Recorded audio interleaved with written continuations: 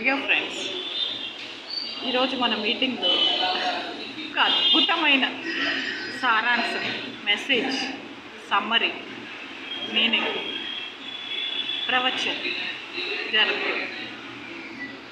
ఏమిటట? Idle man's brain is a devil's workshop. పని పాట లేని బ్రెయిన్ దయ్యాలకి భూతాలకి స్వగృహం ఆర్ ఎక్స్పెరిమెంటింగ్ ల్యాబొరేటరీ వర్క్షాప్. అయితే మరి వర్క్షాప్లో వెహికల్స్ అన్నీ సర్వీసింగ్ అయ్యి బాగా అయ్యి మంచిగా అయ్యి వస్తాయి కదా. అట్లాగేనా ఐడిల్ మ్యాన్స్ బ్రెయిన్? రమ్మన్నారు, కాచు కూర్చున్నారు భూతాలు, పిశాచాలు, డెవిల్స్. డెవిల్స్ అంటే ఏదో జయసుధా, జయప్రద, శ్రీదేవి అనుకుంటున్నారేమో. డెవిల్స్ అంటే భూతాలు, పిశాచాలు, దయ్యాలు. వాటికి మానం, మర్యాద, సిగ్గు, శరం ఉండవు. వాటికి న్యాయం, ధర్మం, మానవత్వం ఉండవు. వాటికి అసలు ఏం అంటే ఫార్మాలిటీస్ కూడా ఉండవు, కర్టెసీ కూడా ఉండదు. డెవిల్స్ వర్క్షాప్ అంటే ఒక భూతాల లెబొరేటరీ.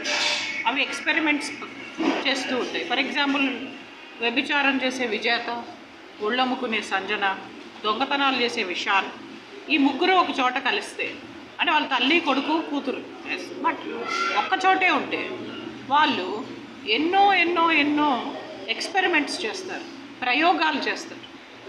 నా చెయ్యి చూసి ఒక జాతకం చెప్పే ఆయన జ్యోతిష్కుడు, అమ్మ నీ మీద ప్రయోగాలు చేస్తున్నారు.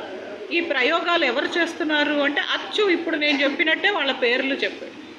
వాళ్ళ పేర్లు explaining them with all the adjectives, adverbs which I describe now. ఇప్పుడు నేను చెప్పిన అన్ని ఆల్ వాళ్ళ గురించి, వాళ్ళ పేర్ల ముందు వాడిన ప్రయోగించిన వర్డ్స్.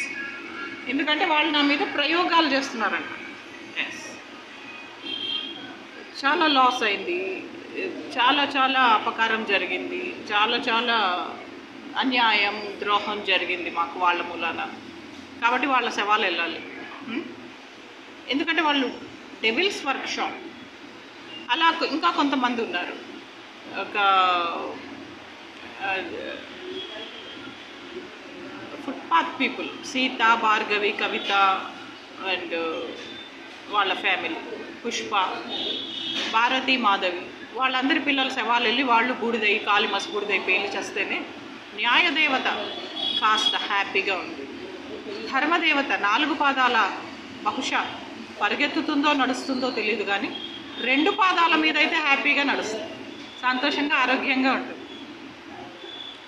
మానవత్వం బాగానే ఉంటుంది. కాశ్మీరా నిద్ర లేచింది,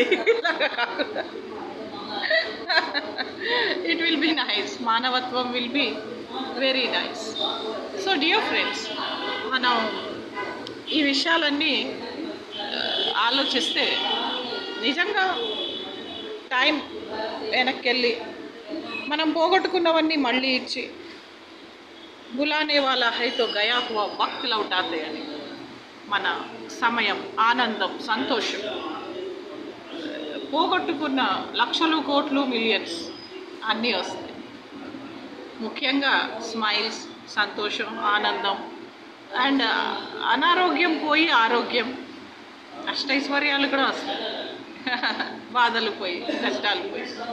ఈ ప్రయోగాలు చేసేవాళ్ళు భూతాలు, పిశాచాలు కాబట్టి మనం ఎన్ని కష్టాల్లో చిక్కుకుపోయాం.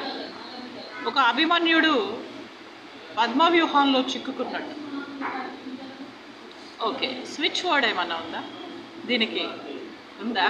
ఎస్, పరిష్కారం, సొల్యూషన్, మార్గం ఉంది.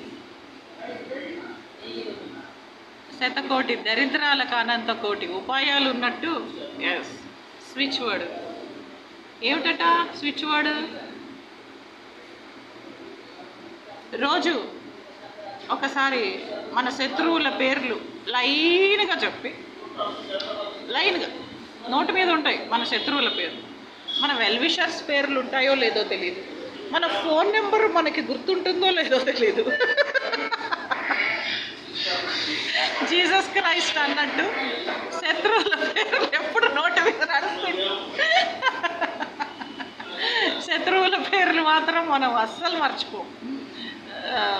మన వెల్విషర్స్ పేర్లు, మనకి ప్రీతికరమైన వాళ్ళ పేర్లు, మనకి ఇష్టమైన వంటకాలు, మనకి ఇష్టమైన స్వీట్స్ ఇవి ఉంటాయో లేదో, ఎస్, కానీ గుర్తుంటాయో లేదో కానీ శత్రువుల పేర్లు మాత్రం బాగా గుర్తుంటాయి.